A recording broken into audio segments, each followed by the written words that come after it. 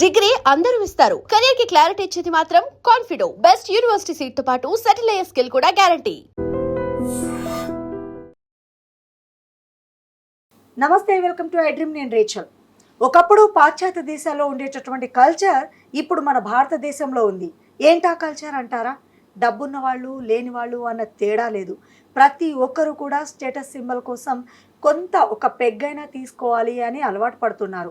ఇక మరికొంతమంది అయితే ఫేస్లో గ్లో వస్తుంది అని రెడ్ వైను, ఈ వైను, ఆ వైను తేడాయే లేదు, అన్నీ తాగేస్తున్నారు. మద్యం తాగడం హానికరమని ప్రభుత్వాలు చెప్తూ ఉన్నా ఏమాత్రం పట్టించుకోకుండా ఆల్కహాల్ అనేది రోజుకొక పెగ్ చల్తా హై బాస్ అనుకునేవాళ్ళు లేకపోలేదు. దీనివల్ల ఎలాంటి ప్రమాదాలు ఉన్నాయి? అసలు తాగాలా వద్దా? తాగితే ఆరోగ్యానికి మంచిదా హానికరమా? ఈ డౌట్స్ని క్లారిఫై చేసుకుందాము. ఈ డౌట్ని క్లారిఫై చేయడానికి వాళ్ళ మనతో పాటు ఉన్నారు senior gastroenterologist and liver specialist doctor Raghuram Kondala garu మనతో పాటు ఉన్నారు. వారు ఫైనాన్షియల్ డిస్ట్రిక్ట్ కాంటినెంటల్ హాస్పిటల్ నుంచి విచ్చేశారు. వారితో మాట్లాడదాం. నమస్తే అండి. నమస్తే. అసలు ఆల్కహాల్ ఆరోగ్యానికి మంచిది కాదు, బట్ ప్రతి ఒక్కరు ఒక పెగ్ తీసుకుంటున్నారు. ఆడమ్మగా అనే తేడా లేదు, డబ్బుందా లేదా అన్న మ్యాటరే లేదు. అసలు ఆల్కహాల్ ఆరోగ్యానికి మంచిదా చెడా? ఫస్ట్ ఆఫ్ ఆల్ ఇది చెప్పండి. వెస్టర్న్ కంట్రీస్లో వాళ్ళు కోల్డ్ క్లైమేట్స్లో ఉంటారు. సో మనకి యుఎస్లో నార్థన్ పార్ట్స్ కానివ్వండి, కెనడా కానివ్వండి, లేదా యూరోప్లో నార్థన్ పార్ట్స్ కానివ్వండి, ఇవన్నీ ఎక్స్ట్రీమ్లీ కోల్డ్ కంట్రీస్. అండ్ వాళ్ళకి ఏంటంటే over a period of centuries alcohol తీసుకోవడం వల్ల you feel warm for a certain period of time. అది కొంతవరకు మాత్రమే. బట్ ఆ ఎఫెక్ట్ వల్ల హైపోథెర్మియాలోకి వెళ్ళడము ఇవి కూడా జరుగుతూ ఉంటాయి if you have not worn protective clothing. So అది వాళ్ళ కల్చర్లో పార్ట్గా మారింది. బట్ ఇండియన్ కాంటెక్స్ట్లో దీనివల్ల ఒక బెనిఫిట్ ఉన్నట్టుగా కానీ లేదా ఇది మన కల్చర్లో పార్ట్ అనే విధంగా కానీ ఏమీ లేదు. మెడికల్గా చూసుకుంటే కనుక ఆల్కహాల్ రెగ్యులర్గా తీసుకోవడం వల్ల ఏదో బెనిఫిట్ జరుగుతుంది అనే దానికి ఎక్కడ కూడా ఒక ఎవిడెన్స్ అనేది లేదు. ఒకానొక టైంలో రెడ్ వైన్ తీసుకోవడం అనేది హార్ట్ వైజ్గా బెనిఫిషియల్ అని కొన్ని స్టడీస్ చెప్పడం అనేది. కాదు డాక్టర్ గారు, రెడ్ వైన్ తీసుకుంటే ఫేస్లో గ్లో వస్తుంది అని విన్నాను నేను. చాలా అంటే ఈ మధ్య కాలంలో సోషల్ మీడియా విపరీతంగా పెరిగిపోయింది. సో యూట్యూబ్లో కూడా నేను చూస్తూ ఉంటాను, రెడ్ వైన్ ఆడవాళ్ళు కూడా తాగాలి, ఎస్పెషల్లీ డెలివరీ అయిపోయిన గర్భిణీ స్త్రీలకు కూడా కొంచెం వైన్ ఇస్తూ ఉంటారు ఊర్లలో. నేను చూశాను, విన్నాను. ఇది ఎంతవరకు వాస్తవం నాకు తెలియదు, నన్ను తిట్టుకోవద్దు. డౌట్ని క్లారిఫై చేయడానికే డాక్టర్ గారిని అడుగుతున్నాను. ఇది ఎంతవరకు మంచిది?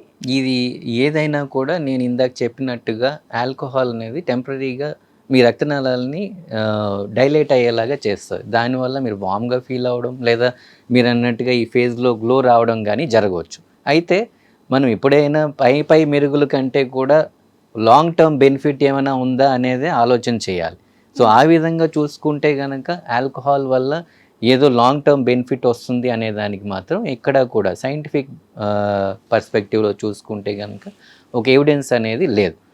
ఇందాక నేను చెప్తున్నట్టుగా రెడ్ వైన్ వల్ల హార్ట్ బెనిఫిట్ ఉంటుంది అనేది ఒకప్పుడు కొన్ని స్టడీస్ చెప్పిన మాట వాస్తవమే. అయితే ఇప్పుడు కార్డియాలజిస్ట్ కూడా ఇది ఒక అలవాటులాగా చేసుకోవడం గురించి even they are exercising caution. The only reason is ఇది ఒక అడిక్షన్ లేదా దుర్వ్యసనం లాగా మారిపోతూ ఉన్నది. సో దాన్ని బెనిఫిషియల్ విధంగా తీసుకోవడం అనేది ఇంకా లేనే లేదు. ఆల్కహాల్ గురించి మనం మాట్లాడుకునేటప్పుడు అందరికీ తెలిసిన విషయం ఏంటంటే ఇది లివర్ని డ్యామేజ్ చేస్తుంది. సైంటిఫిక్ టర్మ్స్లో చెప్పాలంటే లివర్ సిరోసిస్కి దారి తీస్తుంది అనేది కొంతమందికి తెలిసిన విషయమే. అందరికీ తెలిసిన విషయం లివర్ మీద కనిపించే ప్రభావం. అయితే మనకి తెలియని విషయం లేదా గుర్తుపెట్టుకోవాల్సిన విషయం ఏమిటి అని అంటే ఆల్కహాల్ అనేది లివర్ కింద ఉండే ప్యాంక్రియాస్ అనే ఆర్గాన్ని కూడా కొన్నిసార్లు ఎఫెక్ట్ చేయవచ్చు. దీంట్లో 2 రకాల ప్రాబ్లమ్స్ రావచ్చు. అక్యూట్ ప్యాంక్రిటైటిస్ అనే కండిషన్లో ఏమవుతుందంటే ప్యాంక్రియాస్ అనేది ఇన్ఫ్లమేషన్ వల్ల రకరకాల సైటోకైన్స్ అనేవి బ్లడ్ స్ట్రీమ్లోకి రిలీజ్ చేసి దానివల్ల మల్టిపుల్ ఆర్గన్స్ డ్యామేజ్ అవ్వడం ఇవి జరుగుతూ ఉంటాయి. ఇది ఒక very dangerous condition. As gastroenterologist ఈ కండిషన్ని మేము ట్రీట్ చేస్తూ ఉంటాం కాబట్టి దాని పర్యవసనాలు చూస్తూ ఉంటాం కాబట్టి we never say that alcohol is safe. Right. ఇప్పుడు ఎట్లా సిచ్యువేషన్ మారిపోయిందంటే చిన్న పార్టీ చేసుకున్నా కూడా ఒక్క పెగ్గైనా తీసుకోకపోతే అది స్టేటస్ సింబల్లా మారిపోయిందన్నమాట. ఇలాంటి తరుణంలో అబ్బాయిలు అమ్మాయిలు అనే తేడానే లేదు, ప్రతి ఒక్కరు ఇంకా వీకెండ్స్ వచ్చింది అంటే పార్టీ మూడ్ ఇంకా చెప్పనక్కర్లేదు.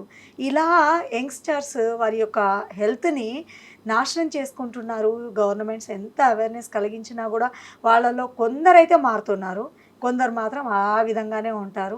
చివరికి హెల్త్ ప్రాబ్లమ్స్ ఇప్పుడు మీరు అన్నారు లివర్ పైన ఎఫెక్ట్ చూపిస్తుంది, రకరకాల ప్రాబ్లమ్స్ అని చెప్పారు కదా. సో వీళ్ళు కొంతమంది రియల్గా రియలైజ్ అయ్యి మారాలి అనుకునే వాళ్ళు ఉంటారు. ఏం చేయాలి? ఈ మధ్య యాడ్స్ వస్తున్నాయి కొన్ని, తాగే వాళ్ళు మందు మానాలి అంటే ఇలాంటివి చేస్తే మానవచ్చు అనేది, ఇది వాస్తవమేనా? సో ఆల్కహాల్ యంగ్స్టర్స్లో మెయిన్ ఏంటంటే దీన్ని పీర్ ఇన్ఫ్లుయెన్స్ అంటాం. అంటే అది దాని వల్ల నష్టమే ఉంది తప్ప బెనిఫిట్ అనేది లేదు అన్న విషయం వాళ్ళకి అర్థమవుతూ ఉంటుంది. అయితే among the friends to you know look neat or look elite, ఇది ఒక హ్యాబిట్ లాగా మారుతూ ఉంటుంది. అండ్ ఇలాంటి సోషల్ గ్యాదరింగ్స్లో మనం చూసేది ఏంటంటే ఒక టీ టోటలర్ ఉంటాడు, even if he's not drinking he seen as a bad person, right? So ఆ దీంట్లో పక్కనున్న ఫ్రెండ్సే ఫోర్స్ చేయడం కానీ, ఆ ఒక చిన్న ఇనిషియేషన్ జరిగిన తర్వాత అది ఒక అలవాటులాగా మారడం చాలా మందిలో ఉంటూ ఉంది. రెండో ప్రాబ్లం ఏంటంటే ప్యాంక్రియాస్ గురించి మాట్లాడుకున్నాం.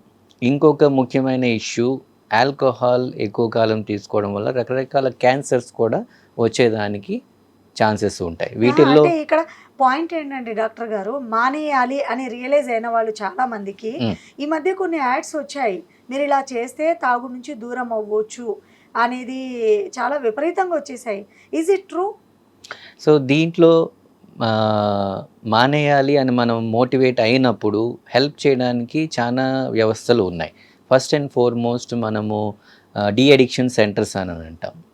దీని ద్వారా ఏంటంటే ఈ వ్యసనం అనేది మానలేని పరిస్థితికి చేరుకున్న వాళ్ళకి, అంటే మానేసిన తర్వాత వెంటనే విత్డ్రావల్ సిమ్టమ్స్ రావడం, చెమటలు పట్టడము, గుండె వేగంగా కొట్టుకోవడము, బ్రీత్ కాళ్ళు చేతులు వణకడము, ఒక రకమైన ప్యానిక్ అటాక్ అంటాం. సో ఆ టైప్ ఆఫ్ ఫీచర్స్ రావడము ఇవి జరుగుతూ ఉంటాయి కొంతమందిలో. సో ఇలాంటి లక్షణాలని కంట్రోల్ చేయడానికి లేదా ఎక్కువ ప్రాబ్లమ్స్ కొంతమందిలో ఫిట్స్ రావడం అనేది కూడా జరగవచ్చు మానేసినప్పుడు.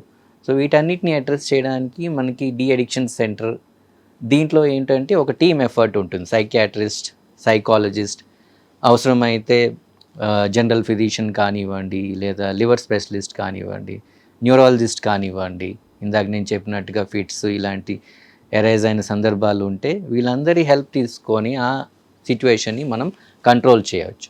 అలాగే వెస్టర్న్ కంట్రీస్లో చూసుకుంటే ఆల్కహాల్ అనానిమస్ అనే ఒక గ్రూపు ఉంటుందన్నమాట ప్రతి టౌన్ లేదా సిటీలో కనుక. ఇండియాలో కూడా ఈ ఆల్కహాలిక్ అనానిమస్ అనే గ్రూప్స్ ఏర్పడి ఉన్నాయి. వీటిలో ఏమిటంటే they assemble together and they start discussing their problems, their perspective.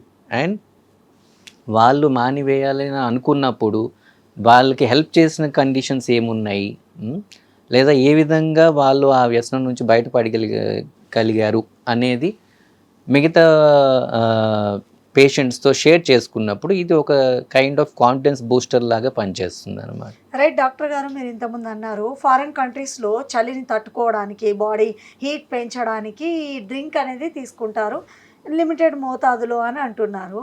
So వాళ్ళకి ఏమి ఎఫెక్ట్ ఉండదా అప్పుడప్పుడు తీసుకుంటూ ఉంటే? ఇప్పుడు మన వాళ్ళు అప్పుడప్పుడు తీసుకున్నా కూడా కొంతమందికి అనారోగ్య బారిన పడే అవకాశాలు లేకపోలేదు. సో వీళ్ళలో ఎలా మరి? ఈ ఇండియన్స్గా మనం చూసుకుంటే కనుక మనకి వెస్టర్నర్స్తో కంపారిజన్లో మన యావరేజ్ హైట్ అనేది తక్కువగా ఉంటుంది అనమాట. సో మనం తట్టుకోగలిగే ఆల్కహాల్ డోసేజ్ కానివ్వండి ఇవి చాలా లిమిటెడ్గా ఉంటాయి. ఈవెన్ మెన్ అండ్ ఉమెన్లో కూడా ఎంత ఆల్కహాల్ లివర్ని ఎఫెక్ట్ చేసేదానికి ఛాన్సెస్ ఉంటాయి అనేది కూడా డిస్టింక్ట్గా ఉంటుంది. విమెన్లో 20 to 40 grams డైలీ తీసుకునే వాళ్ళు లివర్ డ్యామేజ్ అయ్యేదానికి ఛాన్సెస్ ఉంటుంది. అదే మెన్లో చూసుకుంటే కనుక 40 to 80 grams per day every day తీసుకునే వాళ్ళు లివర్ డ్యామేజ్ అయ్యేదానికి ఛాన్సెస్ ఉంటాయి. బట్ ఈ ప్యాంక్రియాస్ రిలేటెడ్ ప్రాబ్లమ్స్కి ఈ డోస్ అనేది ఏది ఒక పర్టికులర్ మోతాదు మించితేనే ప్రాబ్లం వస్తుంది అనే దానికి ఏమీ ఎవిడెన్స్ లేదు. Even a single large quantity of alcohol intake can lead to pancreas damage.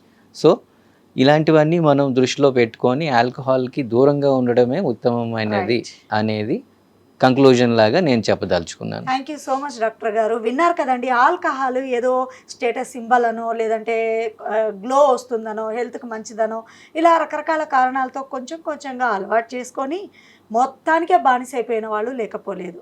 దయచేసి ఆల్కహాల్ మద్యం సేవించడం హానికరం, నిజంగానే హానికరం. ఎందుకో తెలుసుకున్నారు కదా. ఎస్, మీకేమైనా డౌట్స్ ఉంటే కింద కామెంట్ రూపంలో రాయండి. ఆల్కహాల్కి సంబంధించి ఇంకా డిస్కస్ చేయవచ్చు. నెక్స్ట్ టైం ప్రోగ్రాంలో ఆ డౌట్స్ని కూడా క్లారిఫై చేస్తాను.